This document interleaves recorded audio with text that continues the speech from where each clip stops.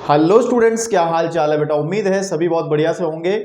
और आप लोगों ने क्लास 11th का जो दूसरा चैप्टर हमने चला रखा था वो काफ़ी अच्छे से देख लिया होगा। तो आज कुछ विविध उदाहरण हैं, एक मिसलेनियस एक्सरसाइज से पहले, विविध प्रश्नावली से पहले कुछ बहुत ही बढ़िया बढ़िया उदाहरण हैं और उनको करते हैं। उसके बाद एक्सरसाइज करके ये चैप्टर खत्म हो जाएगा, ठीक है ना।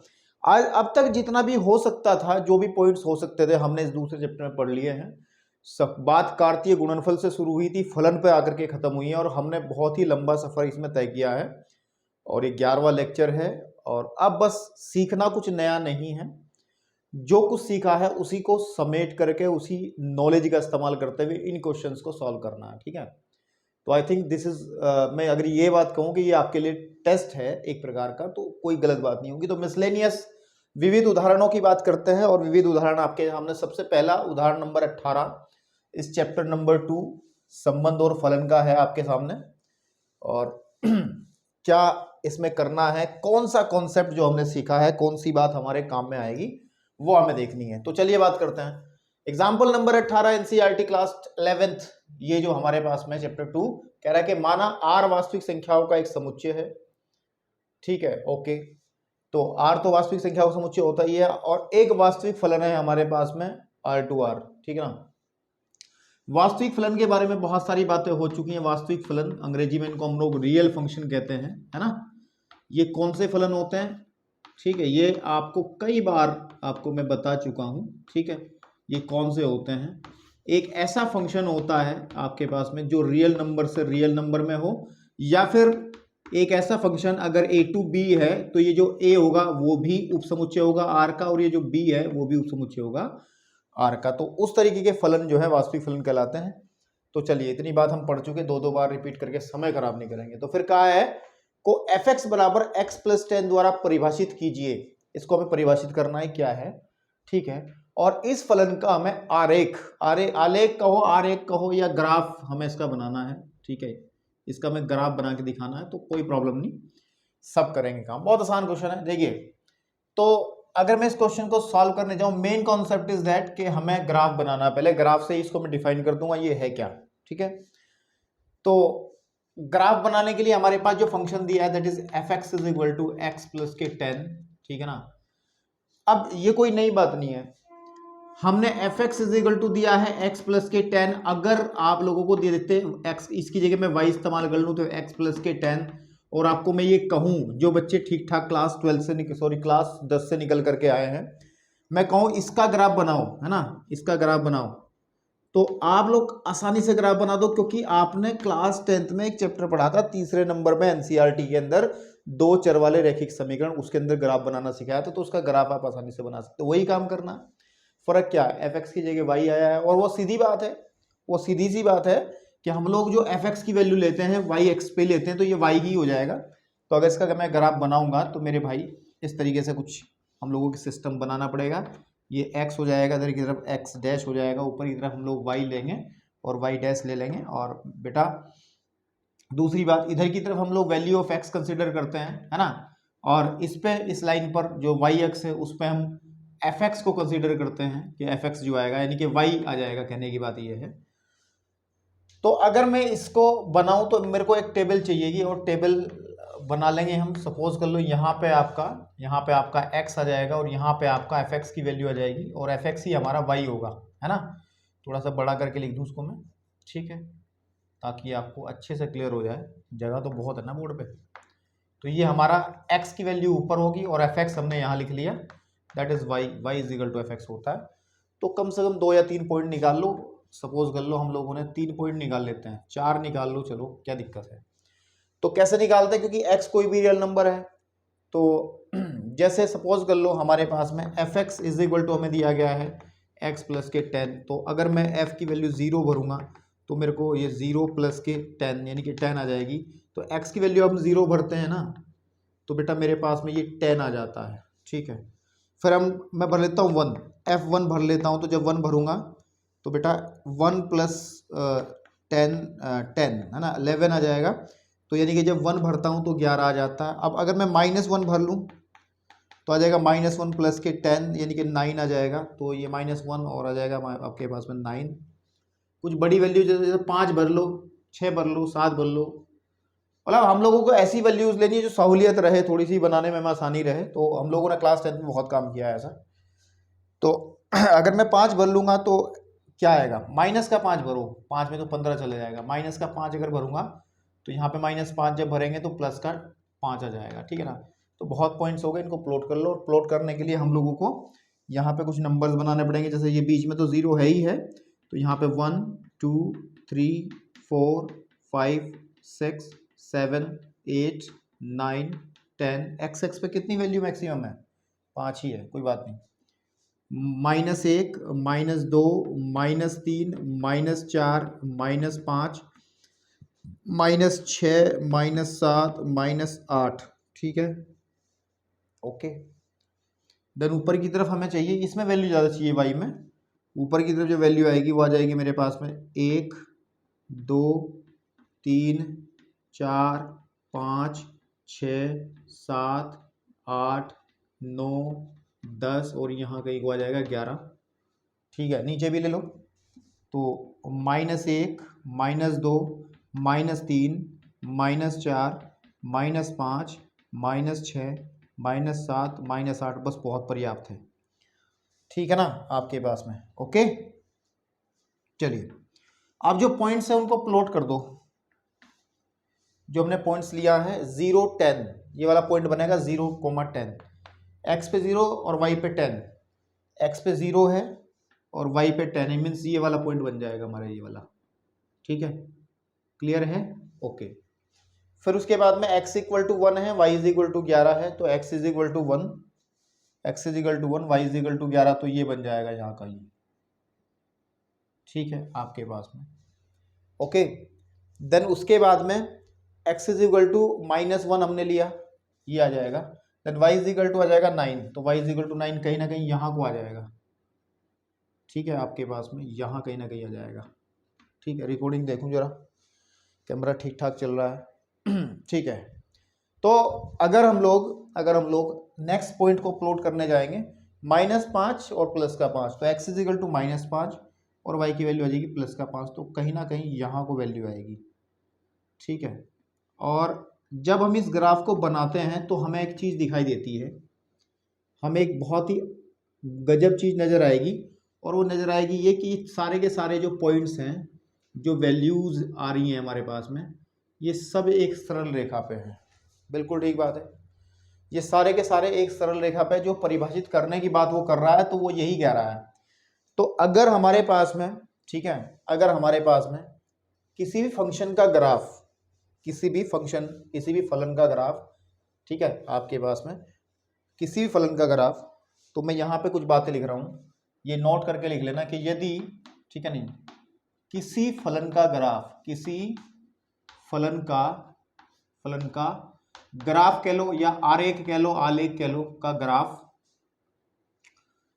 एक सरल रेखा हो, क्या हो, सरल रेखा, ठीक है नहीं हो, तो फलन रैखिक फलन कहलाता है। रैखिक, या फिर इसके लिए रेखीय भी कह सकते हैं, रेखीय, है ना, रेखीय फलन, है ना। अंग्रेजी में इसको लीनियर फंक्शन कहते हैं, LI, ठीक है ना, NER, लीनियर फंक्शन कहलाता है, ठीक है, ठीक है, लीनियर फंक्शन कहलाता है। तो आप देखें क्योंकि जो ग्राफ दिया गया था बेसिकली, वो हमें जो फंक्शन दिया था उसका जब हमने ग्राफ बनाया तो वो एक स्ट्रेट लाइन आया, एक सरल रेखा आया, तो सरल रेखा आने पे उस तरीके के फलन को हम लोग सरल रेखीय फलन कहते हैं। और इसके लिए एक बात और ध्यान रख लेंगे कि इसका स्टैंडर्ड फॉर्म भी होता है कि fx = mx + का c, है ना। अगर इस फॉर्म में कोई भी ग्राफ का कोई भी फंक्शन है, जिसमें खास बात क्या है कि x की घात जो है, x की घात जो है वो 1 होनी चाहिए, है ना। अगर x की घात 1 होती है तो उसको हम रेखीय तो कहते हैं, छोटी क्लासेस में आपने सीखा होगा। और दूसरी बात, जहां m और जो c है, m और c कोई भी कांस्टेंट है, कोई भी अचर है, हमारे पास क्या है, अचर है, यानी कि कोई भी नंबर्स होंगे, संख्याएं होंगी। तो अगर मैं इस फॉर्म को ध्यान रखो, उसका इस्तेमाल करूंगा आगे मैं क्वेश्चंस के अंदर कि fx = mx + c, F X is equal to M X plus C किसको रिप्रेजेंट करेगा? F X is equal to M X plus C हमेशा ही एक रैखिक या रेखीय फलन को निर्देशित करेगा। ये रेखीय फलन है। और अगर मैं कंपेयर करूं इन द केस, देखो ये भी तो इसी फॉर्म का हो गया ना भाई, ये F X is equal to M X plus C की फॉर्म नहीं होगी क्या? ये एम एक्स प्लस सी की फॉर्म होगी, जहां पर इसमें क्या है, इसमें क्या है, m की वैल्यू जो है 1 आ जाएगी, क्योंकि x का गुणांक यहाँ पे 1 है, यहाँ x का गुणांक m है, तो m इज इक्वल टू 1 आ जाएगा। तुलना करेंगे जब इन दोनों की आपस में तुलना होगी एंड c की वैल्यू हमारे पास 10 आ जाएगी। बात समझ पा रहे हो? लेकिन इसका कोई औचित्य नहीं है इस क्वेश्चन के सॉल्यूशन के अंदर, तो मैं सिर्फ ऐसे ही बता रहा था। तो ध्यान रखना है कि ये एक रैखिक फलन है और इससे ज्यादा कुछ नहीं है। ठीक है, चलिए बढ़ते हैं नेक्स्ट क्वेश्चन की तरफ। Question number example number 19। चलिए क्वेश्चन नंबर 19 में क्या कह रहा है? क्वेश्चन नंबर 19 फलन को छोड़ करके संबंध पे बेस एक क्वेश्चन है। संबंध हमने पढ़ा था शुरुआती वीडियोस में जब हमने चैप्टर शुरू किया था। तो ठीक है, तो अब क्या कह रहा है 19वें क्वेश्चन में कि मान लीजिए कि एक आर जो है, ठीक है ना, मान लीजिए कि आर क्यू से क्यू में इस तरीके से परिभाषित द्वारा परिभाषित एक संबंध है। ठीक है, ये परिभाषा है और इस परिभाषा को समझना बहुत जरूरी है। अगर ये परिभाषा आपको समझ में नहीं आ रही, फिर क्वेश्चन में आप कुछ नहीं कर सकते, क्वेश्चन का आप कुछ नहीं बिगाड़ सकते जब तक इस परिभाषा को आप अपने हिसाब से ना डिकोड कर लो, ना तोड़ लो। ठीक है, मैं समझाऊंगा, टेंशन ना लो। तो मेरे को कुछ ये पार्ट्स प्रूफ करने हैं, ये क्या है, ये क्या है, ये क्या है, ये तब बाद में समझ में आएंगे, पहले इसको समझ लो। इस डेफिनेशन के अंदर कहा है कि आर एक ऐसा रिलेशन है, आर एक ऐसा रिलेशन है जिसके अंदर ए बी टाइप के एलिमेंट्स होंगे, यानी कर्मी द्विगुण टाइप के एलिमेंट होंगे जो कि होते ही हैं, और जहां पर ए कोमा बी जो है वो क्यू में से आएंगे। अब ये क्यू क्या है? क्यू जो होता है ये होता है परिमेय संख्याओं का समुच्चय। ठीक है, परिमेय संख्याओं का, ठीक है, का समुच्चय होता है आपका क्यू। ठीक है ना, आपके पास में। और वो ये कहता है कि इस रिलेशन के अंदर ऐसे ऑर्डर्ड पेयर, ऐसे कर्मी द्विगुण आएंगे कि अगर दो परिमेय संख्या को आपस में घटाया जाए, a माइनस बी किया जाए, तो रिजल्ट जो मिले वो z में से मिले। और z क्या होता है? z होता है पूर्णांकों का समुच्चय, पूर्णांकों का समुच्चय। बिल्कुल ठीक बात है। तो हो सकता है ऐसा, है ना? ठीक है, नहीं आपके पास में हो सकता है ऐसा। मेरे पास में दो परिमेय संख्या है, जैसे 2/3 है, ठीक है, आपके पास में, और एक मेरे पास में 5/3 है। अगर मैं इनको घटाऊंगा, भाई ये भी एक परिमेय संख्या है, ये भी एक परिमेय संख्या है, इनको जब मैं घटाऊंगा तो ऊपर आ जाएगा -3/3। जब इसको मैं काटूंगा तो -1, और -1 हमेशा एक परिमेय संख्या तो है ही है, खैर, क्योंकि प्रत्येक पूर्णांक एक परिमेय संख्या होती है। तो आपको बात पता ही है कि जो परिमेय संख्या है वो तो बड़ा सेट है, z उसके अंदर कहीं आ जाता है, तो ये जो है ये पूर्णांक बन जाएगा। ठीक है ना?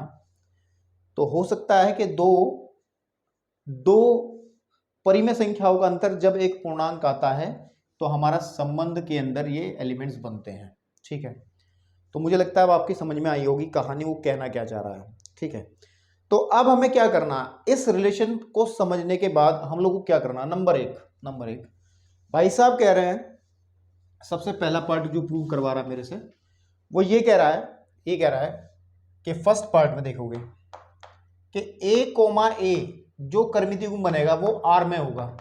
ठीक है, अगर a, R में होगा तो इसका मतलब क्या है? इसका मतलब क्या है? ठीक है, डेफिनेशन ये कहती है कि अगर ए बी, हम यही तो कहते हैं, डेफिनेशन ये कहती है क्या कहती है कि अगर ए बी हमारे पास में R में से है, इसका मतलब है कि a माइनस बी हमेशा एक पूर्णांक होगा। मेन कॉन्सेप्ट इज दैट, इस डेफिनेशन का निचोड़ ये है कि अगर ए बी R में से आएगा, यानी कि R के जो कर्मी द्विगुण बनेंगे, R का जो समुच्चय बनेगा उसके अंदर अगर ए बी आएगा तो एक ही शर्त है आने की, अगर उन दोनों का अंतर एक पूर्णांक बन जाएगा। तो मेरे भाई हम कह रहे हैं कि ये हमारे पास में जो है ए R में है, इसका मतलब क्या है कि पहले अवयव में से दूसरा अवयव घटा रहे हैं ना, पहले अवयव में से दूसरा ही तो घटा रहे हैं यहाँ, तो a माइनस ए जो आएगा 0 है, और 0 तो हमेशा एक पूर्णांक होता है ना, आपके पास 0 तो हमेशा एक पूर्णांक होता है। ठीक है, नहीं तो सिद्ध हो गया, ये हमारे पास में सिद्ध हो गया भाई, ए हमेशा R में से आएगा, तो लिख सकते हैं अतः, ठीक है नहीं, अतः a, ठीक है नहीं, R होगा, है ना, ए कोमा ए आर में से होगा। ये प्रूफ हो गया, इससे ज़्यादा कुछ नहीं करना है ना। या कोई एग्जाम्पल पर्टिकुलर लेके अगर आप करना चाहो, पर्टिकुलर एग्जाम्पल का मतलब क्या होता है कि कोई नंबर ले लो, जैसे मैंने ए ना लेकर के कोई संख्या ही ले रहा हूँ मैं, ए और ए मैं ले लेता हूँ। सपोज कर लो मेरे पास में 1/2 है एक परिमेय संख्या और 1/2 दूसरी परिमेय संख्या, 2 है, हमने ए की वैल्यू 1/2 ले ली। अगर ये आर में होगा, है ना, क्योंकि ये दोनों संख्याएं परिमेय संख्या होनी चाहिए, तो अगर मैं ये आर में होंगे इसका मतलब इनका अंतर जो है 1/2 में से 1/2 घटाएंगे तो 0 आएगा। ये तो हमारा क्या है, आर में तो होगा ही होगा, ठीक है ना। सॉरी आर कह रहा हूँ, परिमेय संख्या तो होगी, लेकिन ये परिमेय संख्या कैसी है, पूर्णांक वाली है आपके पास में। इतना तो कंफर्म है ना भाई, इतना तो कंफर्म है ना कि परिमेय संख्या के अंदर पूर्णांक तो आते ही है ना, ठीक है ना। आपके पास में सारे पूर्णांक परिमेय संख्या होती हैं, ये तो आपको पता ही है ना, ठीक है, ओके। अब अगर हम लोग थोड़ा सा सेकंड पार्ट की तरफ बढ़ते हैं, सेकंड हमें कह रहा कि अगर ए कोमा बी आर में से है तो मेरे को ये प्रूफ करना है कि b माइनस ए भी आर में ही होगा, ठीक है ना, b माइनस ए भी आर में ही होगा। इसका मतलब यही तो है, अगर ये है का तात्पर्य है कि ये हमें प्रूव करना है। अच्छा सब सुनो मेरी बात, अब मैं एक बात बताता हूँ आपको। अगर सपोज कर लो मैंने a की वैल्यू 2 ले ली और b की वैल्यू 5 ले ली, है ना, तो अगर मैं a माइनस बी कर रहा हूँ तो मेरे पास मिल रहा है 2 माइनस 5, यानी कि माइनस का 3 मिल रहा है ना। आप ध्यान दो, ये पूर्णांक है या नहीं है, बिल्कुल है, एक ऋण पूर्णांक है। और अगर मैं उल्टा कर लूं कि मैं b में से a घटा लूंगा, तो b में से जब मैं a घटाऊंगा तो मेरे पास 5 माइनस 2 आएगा, है ना, और 5 माइनस 2 करेंगे तो 3 आ जाएगा, और 3 भी तो एक पूर्णांक है, बिल्कुल ठीक बात है। मतलब क्या है, ये दोनों ही बात सही है, ठीक है, ये दोनों ही बात सही है।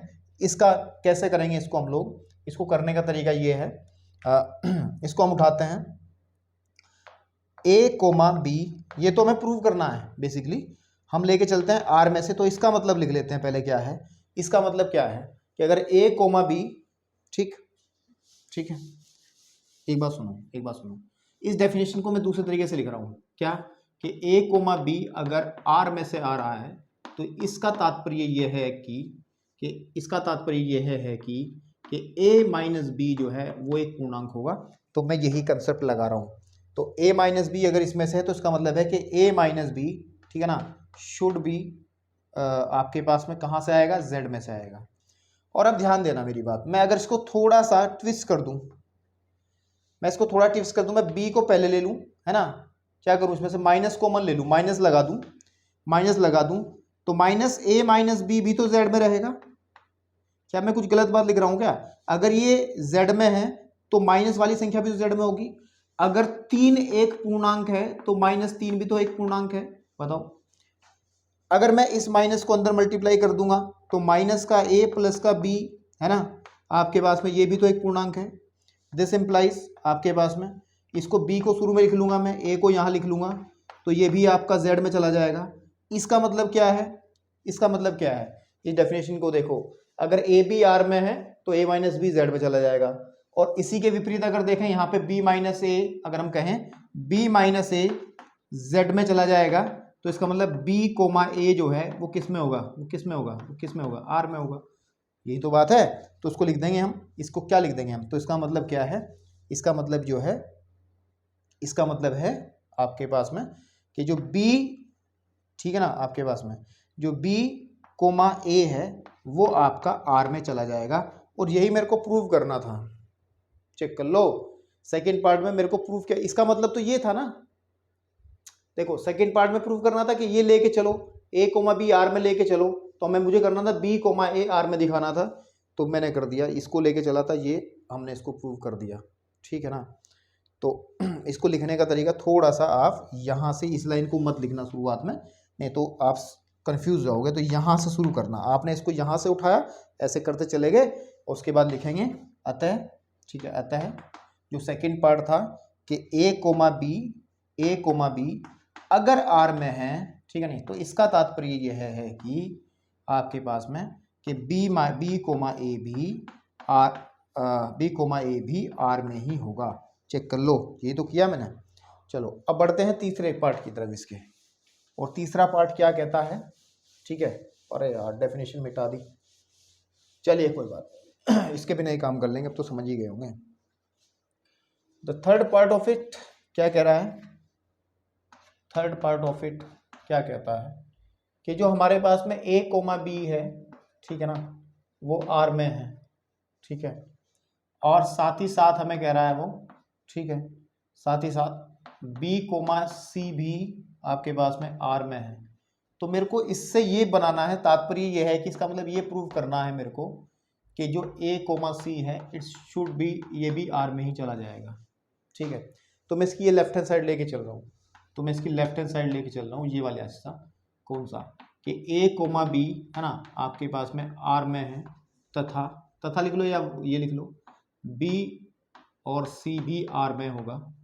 तो ध्यान दो मेरे भाई, डेफिनेशन क्या कहती है, अगर a कोमा b R में है तो इसका मतलब क्या है कि a माइनस b z में होगा, यही तो कहता है। अगर a कोमा b इसके अंदर है तो a माइनस b z में होगा, तथा, ठीक है, तथा तो b माइनस c भी z में होगा, इस वाली बात से तो यही होगा। अब मेरी बात सुनो, हम कह रहे हैं कि 3 भी एक पूर्णांक है, 5 भी एक पूर्णांक है। अगर मैं 3 प्लस 5 करूंगा तो भी तो एक पूर्णांक ही रहेगा, यानी आपके पास में 8 जो है एक पूर्णांक होगा, कोई बदल थोड़ा ही जाएगा। दो पूर्णांकों का योग हमेशा एक पूर्णांक ही आता है। तो मैं एक काम करता हूँ, देखो मैं इसको जोड़ देता हूँ, a plus b, sorry a minus b, ठीक है, प्लस b माइनस सी भी एक पूर्णांक होगा, ठीक है। This implies a minus B plus b minus C भी एक पूर्णांक होगा, b से b कटेगा, this implies a minus C भी एक पूर्णांक ही होगा। और इस कथन का मतलब क्या है, इस कथन का मतलब है कि a कोमा c जो है वो R में चला जाएगा, ठीक है ना, ठीक है ना, चेक कर लो। तो I think it's a very very technical and थोड़ा सा लॉजिकल क्वेश्चन था, क्योंकि इसमें कुछ ज़्यादा बातचीत दिमाग में ही हुई है। अच्छा ये क्वेश्चन सही बताएं, ये क्लास 12th के अंदर ही क्वेश्चन आपको देखने को मिलेगा, क्योंकि संबंध का जो प्रकार पढ़ेंगे तो उसमें इस क्वेश्चन के बारे में आया अभी, लेकिन इंट्रोडक्शन पता नहीं क्यों इन्होंने इसमें रख दिया ये, तो कोई नहीं, लेकिन अब इससे परिचय हो गया तो जब वहां दिखाई देगा तो आपको लगेगा कि हाँ यार पढ़ा है पहले। चलिए बढ़ते हैं नेक्स्ट 20वें एग्जाम्पल की तरफ। चलिए एग्जाम्पल नंबर 20 में क्या कहा है कि f एक फंक्शन दिया है और f जो दिया है हमें 1 1 ये कुछ इसके कर्मित युग्म के रूप में दिया है, और इन्होंने कहा है कि z टू z एक रैखिक फलन है। रैखिक फलन मैंने अभी पहले एग्जाम्पल में बताया था, लीनियर फंक्शन है ना आपके पास में, रैखिक फलन मैंने अभी पहले एग्जाम्पल के अंदर जिक्र किया है। तो भाई साहब कह रहा है इस पैटर्न के हिसाब से बताओ कि fx क्या होगा, यानी कि वो रूल क्या है जिसके अकॉर्डिंग, वो नियम क्या है जिससे ये बने हैं सब। तो इसको जब मैं हल करूंगा तो देखो मेरे को निकालना है fx इज इक्वल टू क्या है ये निकालना है। अच्छा सुनो मेरी बात, हमें जो दिया गया है f जो दिया गया है बेसिकली इससे आइडिया लेते हैं फिर करते हैं। ये 2,3 है, देन 0,-1 है, देन -1, -3 है, इस तरीके से तो है। अच्छा एक बात सुनो, ये जो कर्मित युग्म है ये क्या होता है, ये पहली वाली वैल्यू तो x की होती है ना, और दूसरी वैल्यू जो आती है वो fx की होती है ना। ऐसे यहाँ पे भी ये x की वैल्यू होगी और ये वाली fx की वैल्यू होगी। सेम प्रोसीजर से ये भी x की वैल्यू होगी और ये वाली जो वैल्यू है ये भी ये fx की वैल्यू होगी। इसके अंदर भी पहली वैल्यू x की, दूसरी वैल्यू fx की होगी, है ना। तो हम कोई दो पेयर से काम कर लेंगे, हमें fx निकालना है। तो अब हमें कहा गया है रैखिक फलन है। तो रैखिक फलन को मैंने कहा था कि fx is equal to mx plus C की फॉर्म में हम लोग लिखते हैं, पहले एग्जाम्पल में बताया था मैंने।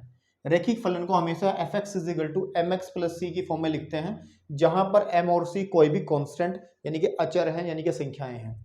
तो भाई तो हम लोग क्या करते हैं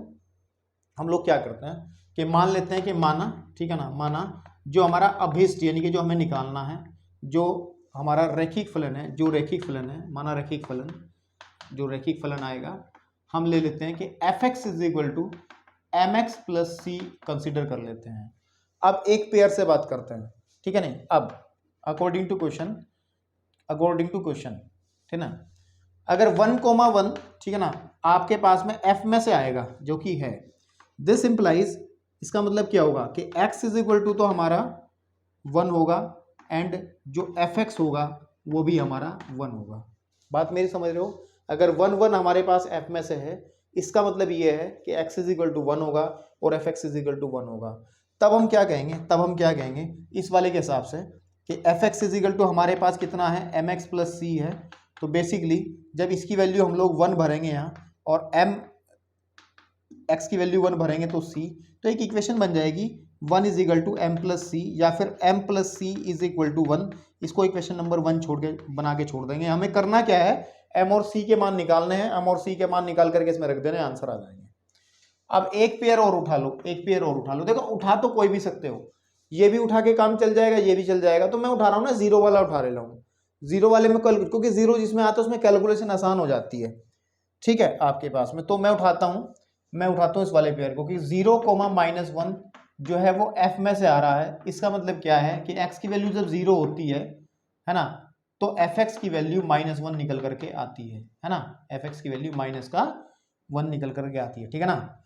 तो अगर मैं इसको अप्लाई करता हूँ इसके अंदर, क्योंकि हमें fx इज इक्वल टू पता है, हमने माना है कि mx प्लस c होता है, तो fx की वैल्यू -1 है जब m, और हमारे पास में m जब x की वैल्यू 0 है प्लस के c, तो यानी कि -1 इज इक्वल टू हो जाएगा c, तो c इज इक्वल टू हो जाएगा -1। दैट्स वेरी सिंपल टू से। इसीलिए मैंने ये वाला नहीं लिया था 2,3। इसमें अगर हम लेते तो ऐसी इक्वेशन बनती, फिर हम इक्वेशन उसको भी हल करके निकाल लेते। तो अब हमारे पास में c का मान है और c का मान किसी एक समीकरण में रख दो। समीकरण एक में, एक ही तो है, एक से अगर हम बात करें, यहाँ पे मैं c का मान रख रहा हूँ, तो m माइनस, ठीक है ना, m प्लस c था, तो m plus -1 is equal to 1, ठीक है ना। देन तो m इज इक्वल टू आ जाएगा आपके पास में, इधर उधर लेके जाएंगे तो 2। तो फाइनली हम ये कह सकते हैं कि m की वैल्यू तो आई 2 एंड जो c की वैल्यू है वो -1 है। तब जो हमारा रैखिक फलन बनेगा, ठीक है बेटा, that is fx is equal to mx plus c होता है। तो हमारे पास m की वैल्यू हमने निकाली है 2, दैट इज 2m, और c की वैल्यू निकाली है 2x, और c की वैल्यू आपने निकाली -1, तो -1। तो यानी कि जो फंक्शन बनेगा वो बनेगा fx is equal to 2x - 1। आपका आंसर सही है या गलत, इसको वेरीफाई भी किया जा सकता है अकॉर्डिंग टू दीज वैल्यूज। अगर देखो, अगर मैं x की वैल्यू 2 भरता हूँ, तो fx 3 आना चाहिए। देखो भर के देखो, तो fx की वैल्यू अगर मैं 2 भरता हूँ, है ना, तो मेरे पास में 2 × 2 -1, तो जो fx की वैल्यू आएगी 4 - 1 यानी कि 3 आ जाएगी। चेक कर लो, 3 ही है। तो मतलब आंसर हमारा बिल्कुल और बिल्कुल सही है, ठीक है आपके पास में। अच्छा, इसमें जब नोट करोगे तो no need to write it, इसको लिखने की कोई आवश्यकता नहीं है, जो नीचे मैंने एरो बना करके समझाने के लिए बनाए थे सिर्फ, ठीक है आपके पास में। चलिए बढ़ते हैं नेक्स्ट एग्जाम्पल की तरफ। बहुत ही अच्छे एग्जाम्पल्स आ रहे हैं सामने। चलिए, जो एग्जाम्पल नंबर 21 है वो प्रांत निकालने वाला है। प्रांत मतलब कह रहे हैं कि फलन है हमारे पास ये वाला, इसका प्रांत निकालना है, और प्रांत का मतलब होता है डोमेन, है ना। और डोमेन को बहुत ही कायदे से बता के आए हैं। What is domain? डोमेन होता क्या है, प्रांत होता क्या है? हमने कहा था x के वह सभी मान, x के उन सभी मानों का समुच्चय, उन सभी, ठीक है नहीं, आपके पास में मानों का समुच्चय डोमेन बन जाता है, समुच्चय, ठीक है आपके पास में, जहां fx परिभाषित होता है, परिभाषित हो, ठीक है ना। तो मतलब मेन पॉइंट ये है कि इस क्वेश्चन के अंदर जो हमें fx दिया गया है, वो दिया गया है x² प्लस के 3x प्लस के 5 अपॉन x² माइनस के 5x प्लस के 4, ठीक है ना। तो हमें x की वो वैल्यूज देखनी है ना, वो वैल्यूज देखनी है जहां पर फंक्शन fx परिभाषित है। अब सही बात तो ये देखें, देखो भाई मेरी बात सुनो, परिभाषित तो ये हर जगह होगा, लेकिन सिर्फ कौन सी वैल्यू पे नहीं होगा, ऐसी वैल्यूज पे परिभाषित नहीं होगा जहां पर ये जिन वैल्यूज के लिए नीचे वाला पोर्शन 0 बन जाएगा, ठीक है नहीं आपके पास में। मतलब अगर ये 0 हो गया means fx is equal to आपके पास में ऊपर भले ही कुछ भी हो, नीचे अगर 0 आता है तो ये इनफाइनाइट बन जाता है, इसको हम अपरिभाषित कहते हैं, है ना आपके पास में। इसका मतलब क्या है कि हम सिर्फ उन पॉइंट्स को देख लेते हैं जहां पर फंक्शन परिभाषित नहीं है, ठीक है नहीं। तो सबसे पहले हम करते हैं, ठीक है नहीं, तो हम क्या कर लेते हैं, हम लोग एक्स स्क्वायर माइनस के 5x प्लस 4 को 0 मान लेते हैं, ठीक है, और इसको सॉल्व कर लेते हैं। तो एक्स स्क्वायर माइनस के 4x माइनस एक्स प्लस के 4 इज इक्वल टू 0।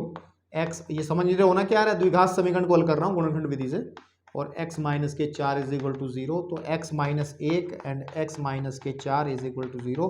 और यहाँ से जब हम लिखेंगे तो x की वैल्यू एक तो 1 आ जाएगी, एक x की वैल्यू आपकी 4 आ जाएगी, ठीक है बेटा, ओके। तो अब कहने की बात ये है, कहने की बात ये है कि जो डोमेन होगा, ठीक है नहीं, डोमेन, डोमेन, ठीक है नहीं, किसका डोमेन, fx का जो डोमेन होगा यानी कि जो प्रांत होगा वो रियल नंबर ही होगा, क्योंकि x की वैल्यू कोई भी आ सकती है, कुछ भी आ सकती है, कुछ भी रखोगे उसको कोरस्पोंडिंग में वैल्यू मिलेगी, लेकिन 1 और 4 नहीं आ सकती। अगर 1 आ गया तब भी नीचे वाला 0 बन जाएगा। भाई देखो ना, देखो ना, क्योंकि आप क्या करोगे, आप क्या करोगे, इस फंक्शन को, आप इस फंक्शन को क्या करोगे, मैं बताता हूँ क्या करोगे। हमारे पास में हम इस फंक्शन को कैसे लिखेंगे, ये फंक्शन लिखा जा सकता है एक्स स्क्वायर प्लस के 3x प्लस के 5 अपॉन, हमने इसके फैक्टर ये निकाले थे, ये वाले x माइनस 1 और x माइनस 4, है ना।